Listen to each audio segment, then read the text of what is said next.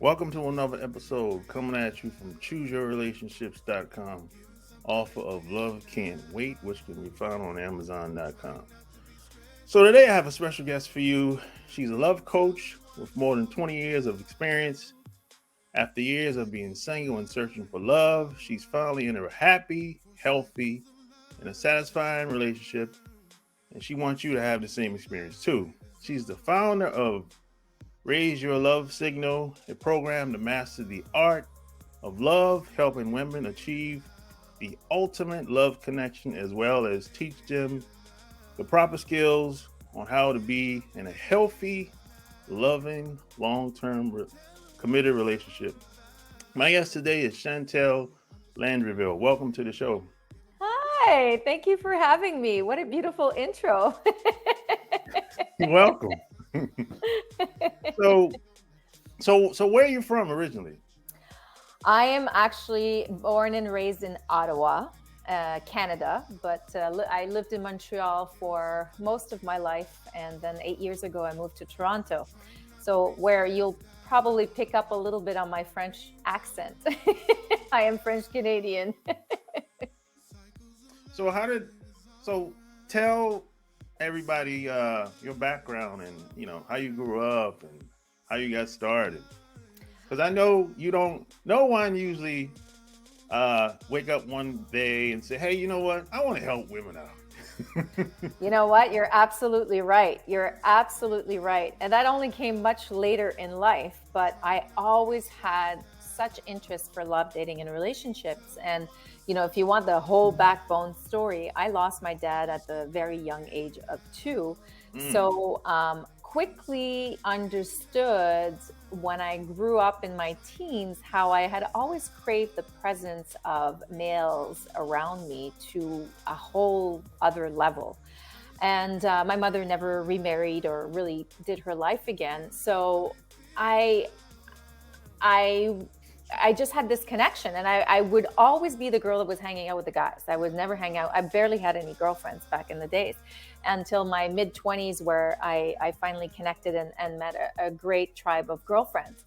And through most of my relationships, I kept attracting non-emotional, available men. So continuously experience being the second pick or being in a long distance relationship, and I would even attract guys that were already in a relationship. And I was like, what the hell is happening here? What's going on? And my roommate at the time, when I did leave my first relationship at the young age of, I was 19 to about 26, we started talking and we were like, what's happening in this dating world? So we had even decided to do a documentary on love, dating, and relationship and how to go about it on a different way. And so I would say, it's been following me forever, but life happens, stuff happens. And it kind of we started working on it. She got really sick. So it kind of fell in between the cracks, and I put it away. However, my journey was a lot of self-development work. I was almost a junkie. There's not much that I wouldn't read, or I wouldn't go to a conference, or anything that had to do in the healing world and personal self-development. I was very curious and fascinated with. So I didn't realize, I have to say, until I built this program, I didn't realize how much knowledge I had accumulated around, the last 20 years of my life. We kind of take it for granted or forget. And I was like, holy moly, I've learned a lot. And I spent a lot of money. So let me help you not waste as much money and learn it in a much quicker way than it took me over 20 years. So I'm in sales. I was in sales for most of my life, and traveling the globe. And you used to be in sales as well. So the one quality that makes a big difference when you're in sales is to listen. It's active listening. And it's amazing what people will share with you when you actually pay attention to what they have to say, or when you actually give them a listening ear. So I was always a natural therapist or somebody that would always go to the source and get people talking to me to a whole other level, and kind of like coach without even knowing that I was coaching. So fast forward, when I was starting to really get frustrated about why am I not attracting, this guy that I want to attract, because I was single for almost 10 years at this point. I was like, okay, I did everything I wanted to do. I had fun. I experienced. I had my list of everything I wanted to try and experience. And I was like, I'm done. I really want to meet somebody and, have a long-term committed relationship and build a life with this person. And so I started on the hunt, go, go, go. But again, I would keep repeating the same patterns until I finally decided to do some therapy and really understood the root of my problem was because losing my dad when I was 2, that little girl had recorded in her head, in her subconscious mind, men that you love will abandon you, or it's like a form of rejection. So attracting non-emotional available men for me was a form of control to protect my heart, to always make sure I had control on the situation. When I understood that, I was like, wow, oh my God, I wish I would have known this before. And I was like, how are we not taught this from a younger age? Just the awareness of understanding where you come from. And it's kind of like where the whole during COVID, obviously we had a lot of extra free time, and that's the kind of question that triggered me creating this program was, what is love anyways? What is love? And I remember telling myself, I was like, wow, I can't really answer this question myself. And I like to think I'm pretty, in depth. I've done so much work on myself. It's kind of like that whole world of self-development. I'm like, what does the average person really know about love? And that's when I got the light bulb and realized, I'm like, wow, we were never taught or educated anything about love, and especially not how to be in relationship. And I was like, wow, Jesus. So when I moved to Toronto 8 years ago, I was like, okay, I'm going to try something new here. I'm going to move cities. That will help. I actually went to take my coaching certification because I was curious and wanted to see what's all this thing about coaching and what do people do. And I realized very, very quickly that it wasn't for me at the time, because I lacked 2 qualities that I think makes a really good coach, and that's patience and empathy. I was like, what do you mean you're not going to do this? What do you mean you can't think this or get it out of your head? Come on, wake up. And it doesn't work that way, because we all have our own journey. We all understand and listen to things when it's time for us to, process it. Yeah. And so I kind of put it on the back burner after I did my course, but it did lead me to a lot of other courses that I decided to take that took me to another level of about self-love. Mm-hmm. About really sitting into who you are as a woman with feminine energy, because I was so strong in my masculine energy most of my life, which actually also caused problems in the kind of men that I would attract. So I did a lot of work on healing me and really learning to sit into my own power for once and accepting who I was. So that was a beautiful journey. And then 3 years ago, a little bit more than 3 years ago, I finally met my magical unicorn, as I call him.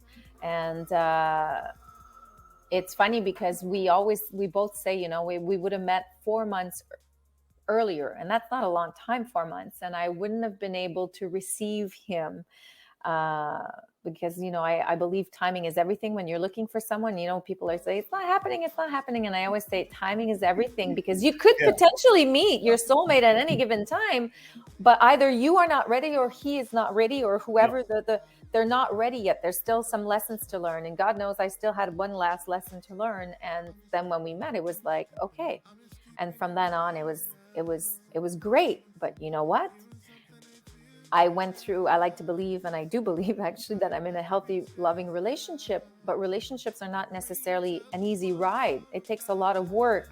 Yeah. And most people think, okay, I want love. I want to attract a partner. And okay, I found them. Okay, let's go. And that's it. They just hang up their skates and I'm done.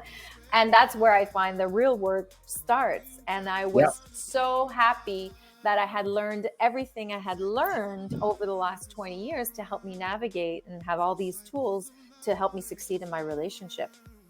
So that's when I decided to create the program of Raise Your Love Signal. It's literally all the letters of the alphabet from A to Z, not the ABCs. It's everything from A to Z to help you on the journey of love.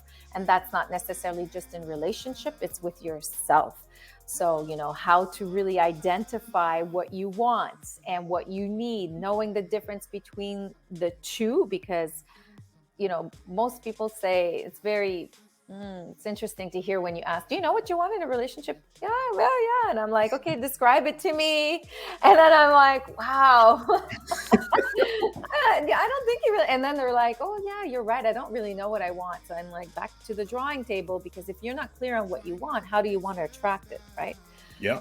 So that's an exercise, and building the vision of the relationship was something that was very eye-opening for me, where we're not talking about what I want and being very self-absorbed and I. It's like, how do I want and see myself growing and evolving in a relationship with the person that I met? How are we going to take care of each other's needs? And I say this all the time, a relationship is a threesome, you know, it's two partners that come together in a relationship, and the relationship is its own identity. So you need to learn and step up and show up for what's good for the relationship, not necessarily for what matters to you.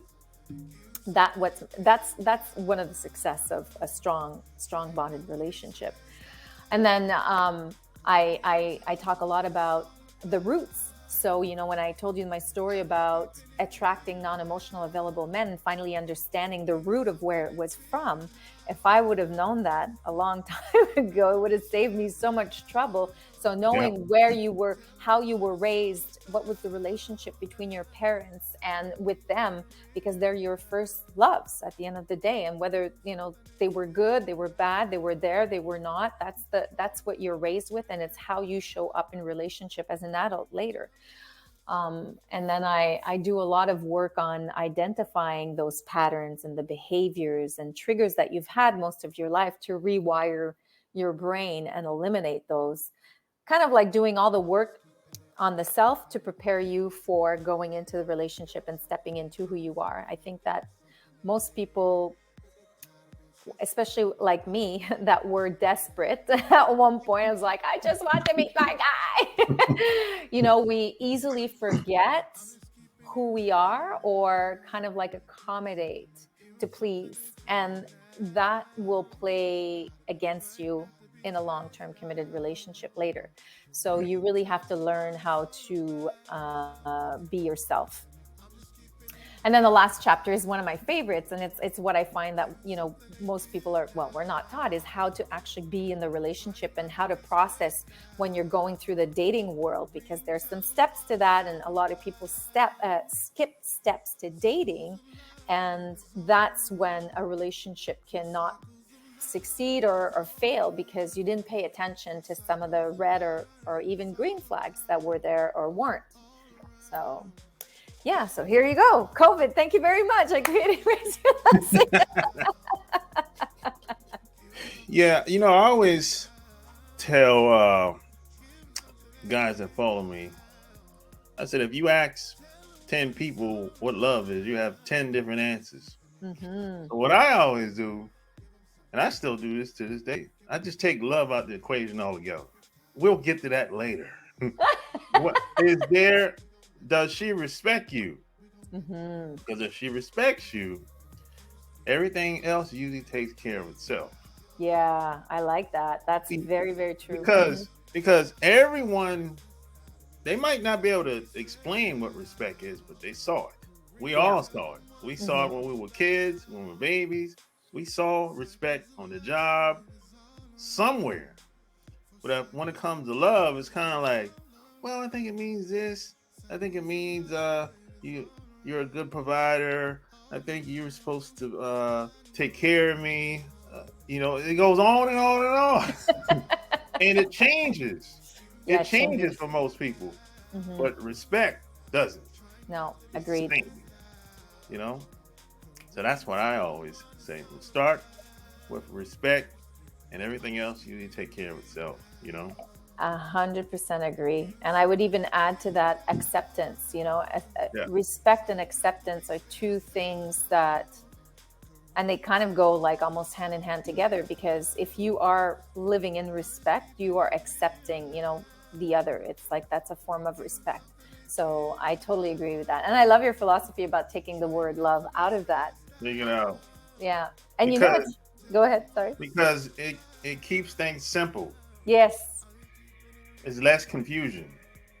there is. And you're right. I remember when I did the research to create my program, because I wanted to make sure that I was kind of targeting what people really needed.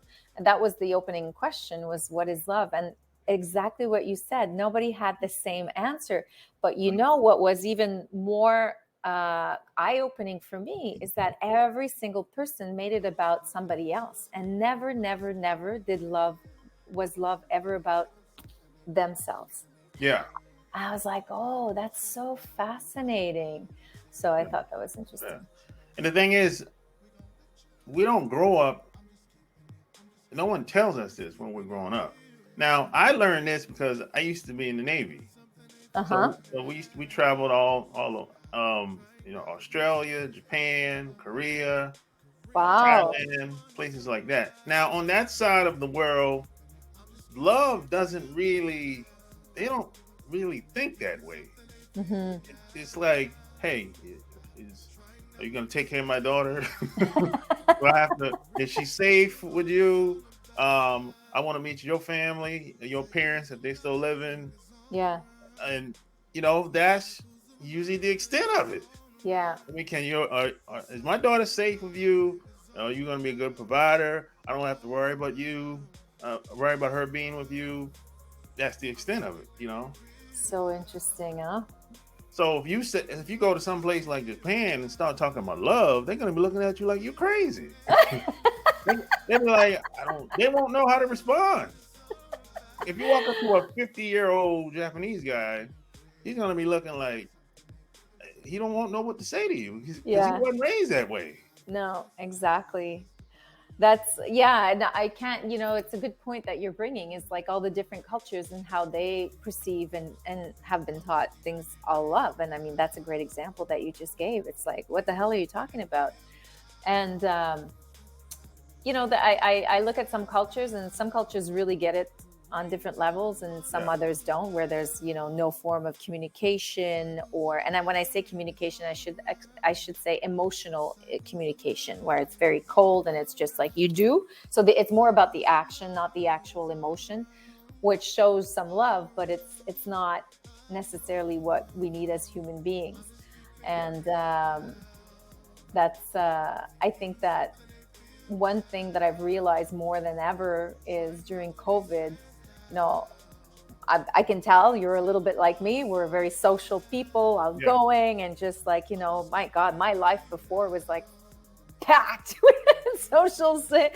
And ever since COVID happened, I went into this, I don't want to say introverted state, no, but very anti-social, because we were forced to. Yeah. But I've had issues reintegrating socially. Yeah.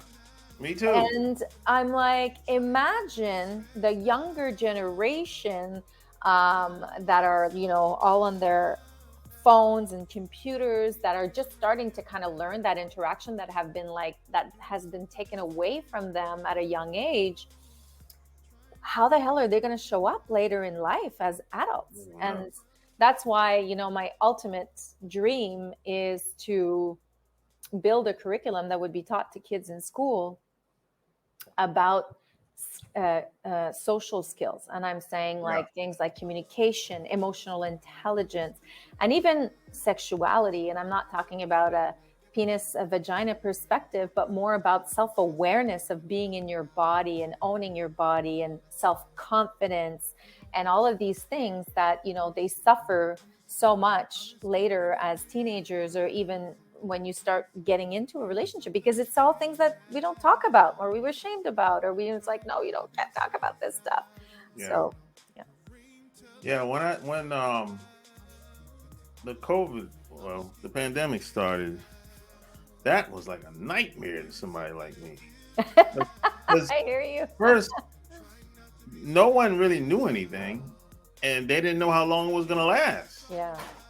So I'm like, oh my goodness. Yeah. I'm just supposed to sit here in the house every day and go to the grocery store, and that's it. And you know, family members are kind of like, I don't know, buddy. You up there at the time? We were living in Atlanta at the time. Okay. So I had some family members back home. I told them I was coming home. They was like, "Oh no, you up there in Atlanta? Oh no!" People were starting to be a little paranoid, uncomfortable. They were afraid. I understand. I understood that, but I didn't like it. Yeah. So I was like, I didn't blame them, but I'm like, oh man, I don't. This is not good. And a lot of people that I know personally have not recovered from that. They haven't gotten back to being social as they normally would. I agree with you. It's a lot of people are still living in scarcity, or they're insecure, and it's not clear, right? And depending on where you're from, what's happening, So I totally understand. Hence why I think there's never been a better time in our lifetimes to have these kinds of conversation, where it's like really learning to have human connection, get back to the root of what human connection means. And it's love, and love shows up in different layers. And I've started comparing it to sex, because now I understand there's so many layers. As soon as we say the word sex, it's like, oh, intercourse. No. There's so much more to that. So love is the same thing. There's different layers of love, and So I think a lot of people, as far as meeting people, somebody new, this kind of gave a lot of people a wake-up call. Because a lot of people haven't, a lot of people kind of slowed down and kind of they want to really get to know the person before they jump in the sack with them, like they normally would. So a lot of people are kind of like, hey, let's just take it. Let's meet out, I don't know, meet out in the park somewhere, or meet out at a restaurant outside on a balcony or a patio or something like that. Yeah. And a lot of people are doing that. Not so much now, but that's how it got started. It started slowly but surely, and then but exactly what you say. Depending on where you live, people will evolve, and hopefully someday we'll get back to some type of normalcy. I don't know. Oh God, yeah! Don't get me started on that. I'm the eternal optimistic, so I do believe that it will. But I do appreciate that. I think it's put everybody in a state where they had to slow down. We all slowed down, like we had never done, and just realize what really matters. What is really important. And in relationship, I think that's a big point, because most people want to do things quickly. They want to be in relationship, but not necessarily for the right reasons. They don't think of how, what will the long-term commitment of that relationship be? What is it entitled exactly to be in a long-term committed relationship? And so I think that it's brought people a little bit, I would hope. I know that it has for a lot of my friends around me, just to kind of like, okay, I really get it. This really matters to me. This is really important. And on the upper hand, like I've had some friends that did a lot of that dating during COVID, where they would meet in the park. But I have some friends that did some Zooms, and they really took the time to get to know each other. They ended up having these great conversations. And one of my girlfriends, she was like, I would have never given the time of day to this guy. I was just like, having a conversation. And then as they kept talking and talking, they were just like, they met at a grocery store of all places. in line during COVID, they would see each other regularly because that was the only place you could go. Plus you have to really think about it. The numbers, the options are less. So people are willing to, hey, maybe I should just talk to them. Yeah, exactly. They'll give it a chance, because I don't have a lot of people calling. Yeah. So then it's been over a year and a half. Actually, they're going on 2 years that they've been together. Yeah. So it's like, wow, so it's, I think it's changing your perspective and opening your horizons can help. Even I say this a lot to some of my clients, because there's a big difference between what we want, what we attract, and what is right for us. And, in my case, I was always wanting this type A, rugged, bad boy guy. But what was right for me was a type B personality, more quiet, doesn't have a problem putting me back into my place. But I needed something that was the opposite of who I was, because we would overkill when we were two type A personalities together. And it worked. Like when I understood that and I decided to open my channel to try something new, I was like, oh, okay, I get it. And then often what we attract is based on our subconscious mind, of what I explained a little bit earlier about, our childhood. So doing the exercise of understanding the three it's like so eye-opening. I was like, wow, I want this, I attract that, but I need this. Yeah. I mean, I always say, look, if you're attracting what you don't want, you're just not good enough. To really get what you want. You're just not good enough. You got to work on yourself. You got to work on yourself. Yeah. But a lot of people don't want to put in the work. A lot. Yeah. And it takes a lot of work. And I'm not going to lie. I have a girlfriend that's, we're both like our little, we're always on the quest to learn. And we're our two, I called her my self-development junkie sister. And sometimes we're like, does this ever end? Does this ever end? There's always another layer of the onion to peel. Like, come on, give me a break. And it's an ongoing practice. But the thing is, the thing is, I appreciate is that you learn how to deal with things on a quicker level. You're more, grounded. You have the awareness. I mean, the awareness is a huge, huge thing. I always say when you learn to have awareness, it's like 50% of the battle on so many problems that you have to solve. Yeah. So, yeah. I always say you got to look at it like it's a lifestyle, because if you don't, most people find a way to give up and quit. I love that analogy. That's great. It is. Yeah. It absolutely is. It's like the diet, right? I said, there's no diet that works. You have to find a diet that's a lifestyle that you can actually sustain, maintain every single day. I love that analogy for love. Yeah, that's great. So you mostly work with women or couples or guys or what? So when I started the business, I decided to start with women because it's what I know best. Everything I teach is my personal experience and everything I've been through my own self. And as I started teaching, I actually got approached by a lot of men. So I didn't say no. A lot of the teachings that I teach are similar for the fundamentals, but men and women, obviously, you would know this, have a different way of thinking, processing. We just don't speak the same language. Men are a lot more simple than us complex women. Oh, yeah. So I was actually working with a client before I got on the call with you, and a guy. And I enjoy working with men, but it's a very different way of, the process is very different. And my goal is, and I always said, I can't keep elevating all these women and not elevate men as well. Yeah. Both need to be, if they're going to do the work, so do men. And I think men need a lot more work than women, not in a way that they need more work than women, more in the way that they haven't been taught, how to deal with emotions, or oftentimes forbidden, or just you can't show Right. vulnerability. So when I say about communication, vulnerability, which is all things that you need in a relationship, I think that men are a little bit behind when it comes to that, where women, it's just a natural thing for us.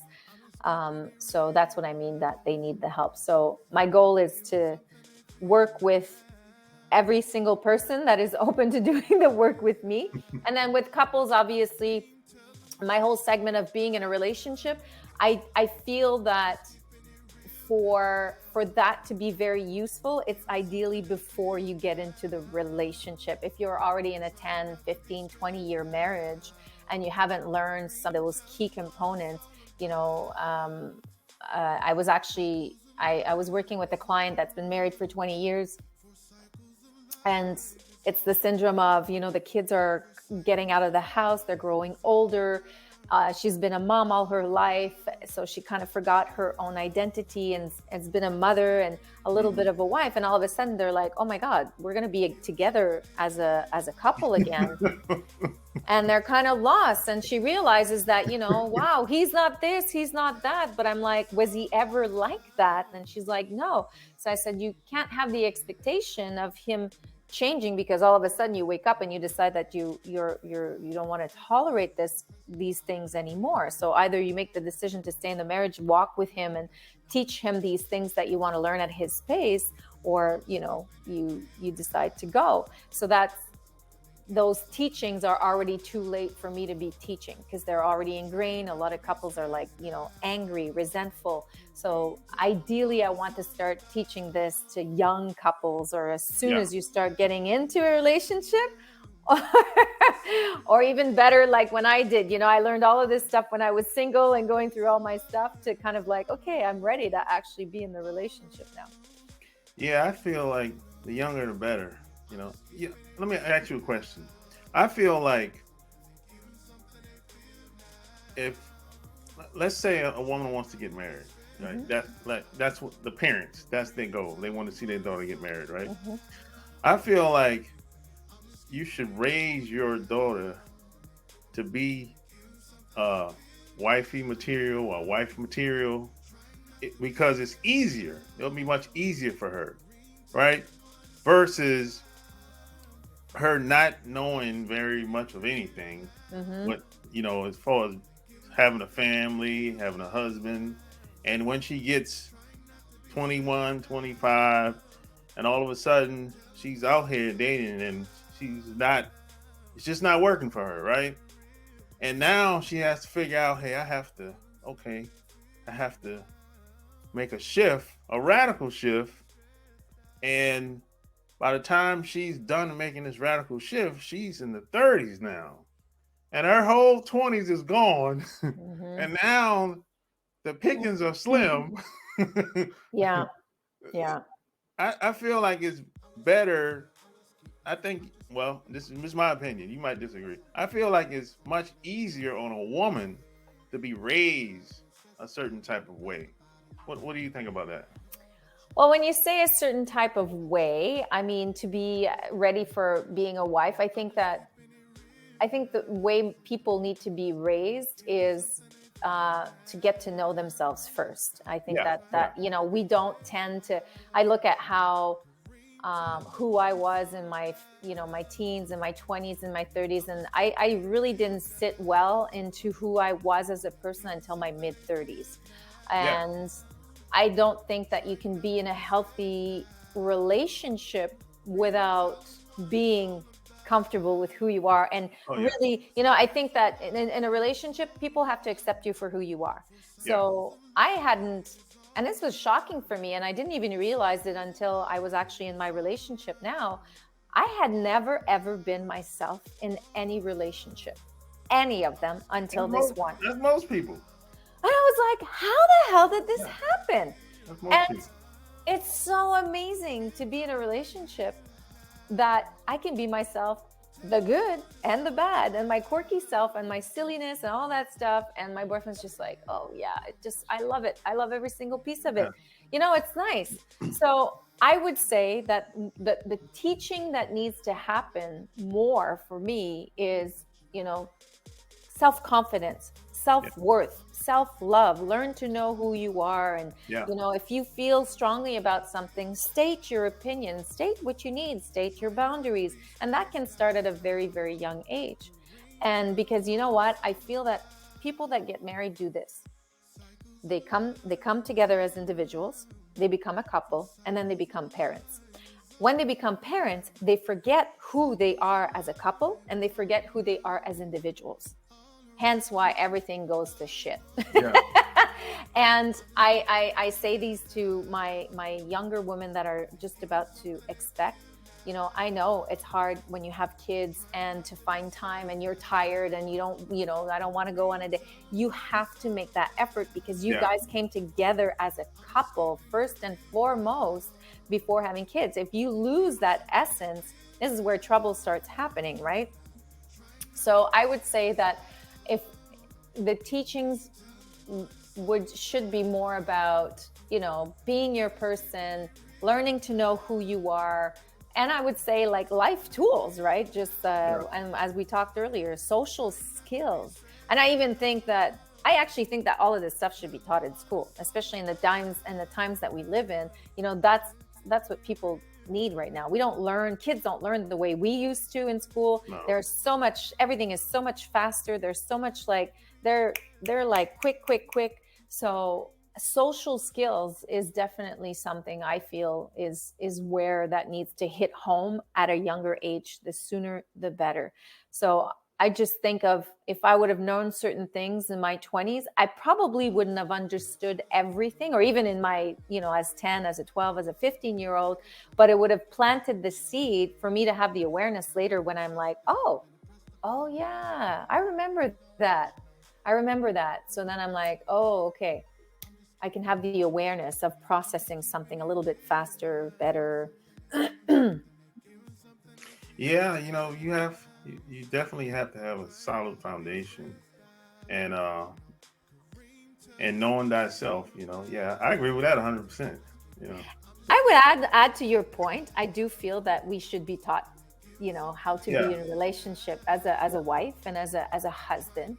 Like these are things that definitely, because we don't know. But I also feel, today in the world that we live in, people have different ways of living and wanting their relationship to be. And I think it's okay. I had a girlfriend that was like, she's been forever single. And she's like, I don't think I ever want to live with someone. And I was like, what's wrong with that? Doesn't mean that, the society decided that you have to be in a marriage, you have to live with someone. If you just have to find the person that thinks exactly like you do and has the same vision, right? Yeah. So whatever rocks your boat, it's like you make happen. You make your relationship happen on the terms that you feel you need and that work for you, not what society has dictated to us.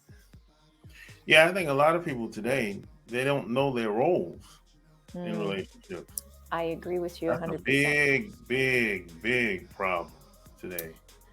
I love that you bring that up because I did a conference. I don't know if you know the Sterling Institute. It's actually from the U.S. and it's Justin Sterling. Oh yeah, amazing. Yeah. So I did his weekend, and it's a game changer. And that's one of the things that he talks about is how there's been a loss of men don't know how to act and women don't. Women have become much more masculine in our roles, where men have become more feminine. And then there's kind of like this unbalance. And at the end of the day, the DNA of a man and the DNA of a woman, whether we've evolved in society a certain way or not, don't change. It's just how we're made. So there's certain things that men need to kind of provide or think, and women as well. And we need to learn the balance of that. And in my case, that was a hard lesson because I would always emasculate men because of my strong men, and I wouldn't leave room for them to take their place, which doesn't work in a relationship. Yeah, a lot of women focus on things that just don't matter to guys. Big time. Really? Oh yeah. I called it the syndrome of the nagging bitch. It doesn't. I mean, if you went to college, you went to Ivy League college, you got a good paying job, you're moving up the corporate ladder. That's okay. That's cool, but that doesn't mean the guy is gonna get married to Mm-hmm. you. Mm-hmm. That doesn't mean it. But for whatever reason, a lot of women feel like that matters, but Mm. not to us. Yeah. Maybe to other women, yeah, but not to us. Yeah, very different ways of thinking, processing, and that's even as a woman is something that I teach with my women, is to really be careful and pay attention to who you are as a person, how you show up in society, and who you are when you're home. It's not to say that you can't be yourself when you come home, but in my case, I'll give myself as an example, because of my strong control and masculine energy. To let my man take on his masculine energy and role, I have to step it down and just step into my feminine. And so when I get home, it's just like get into a softer spot and let him be the man. Exactly. So yeah, that's important. So if people wanted to work with you, where would they go to? So they can actually email me directly on my website at raiseyourlovesignal.com, or the even better way is send me a DM on Instagram. My handle is Chantal, my name, .Landreville. I also have a Facebook group, but I would say that definitely the best way to reach out to me is through my Instagram handle, or just shoot me an email at yes, you want to work with me? Yes, at raiseyourlovesignal.com. Well, there you have it. Like, share this episode. If you're following me on iTunes, tell me what you think. Until next time, we out. Peace.